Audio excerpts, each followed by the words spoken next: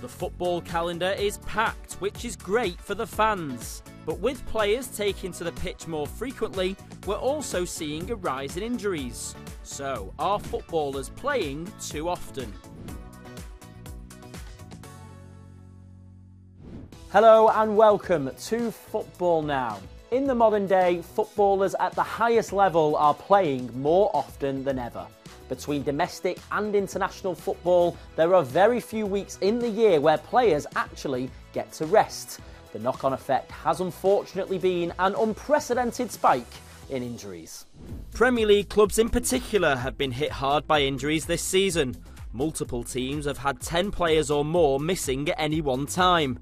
In the first half of the 2023-24 campaign, the average number of injuries per club that forced a player to miss a game was 9.8, according to data tracking from Premier Injuries, and overall injuries were up 15% compared to the last 4 seasons. In the 2022-23 season, there were 115 hamstring injuries, 8 of which required surgery. I would say the short answer to that is yes. Yes, like the more busy the schedule is, absolutely, we expect more injuries. So when players are required to play multiple matches in a short period of time, their bodies are, of course, subjected to higher levels of physical stress and fatigue.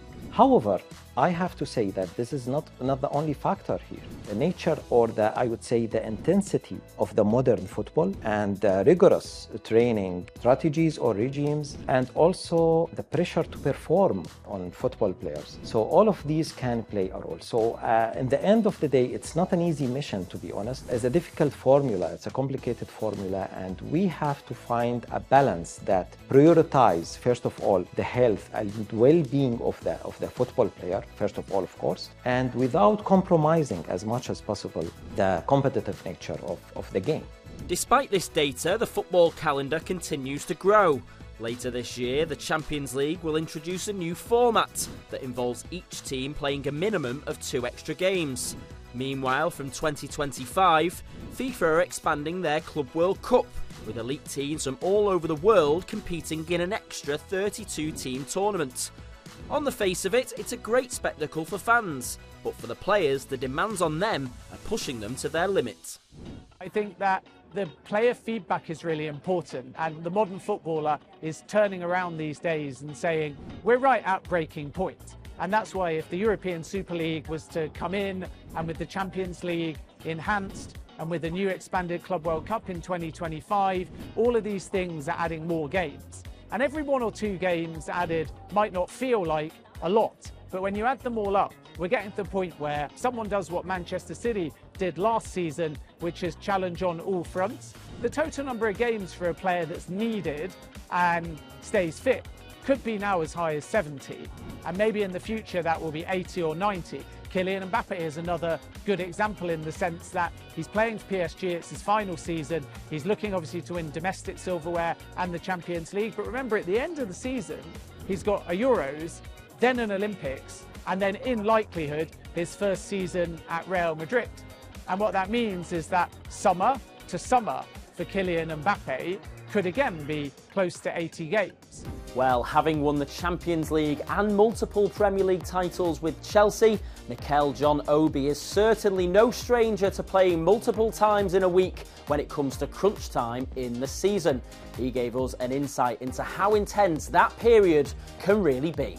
It's tough to have such calendars, because I remember when I was at Chelsea we used to play, obviously we used to get always to the later stages of every tournament, so Wednesday, Saturday, that was our calendar every season. It doesn't matter, and for us it was so tough because obviously as a player there's too many games in the season, and I think that's something we have to make sure we try to see how we can manage that, because players play a lot of games, there's too many injuries. I mean, we enjoy it because there's a lot of games for us to watch, but I think for the players, yes, definitely they suffer because there's too many injuries, and that's something we have to look into.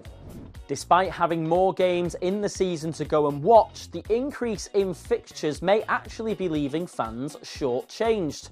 Is the quality of football being damaged by the amount of time some players are spending on the sidelines?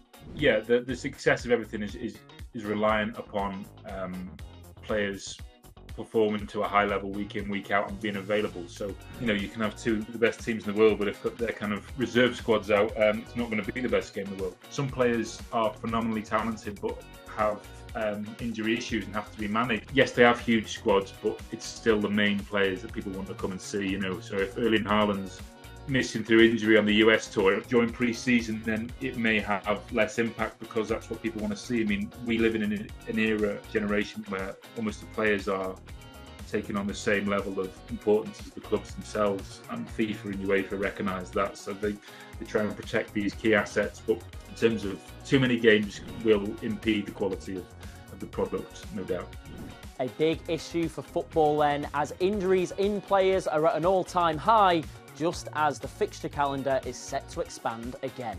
That's all we have time for from our studio here in Doha. Do let us know your thoughts using the hashtag FootballNowInjuries, and we'll see you next time. Bye for now.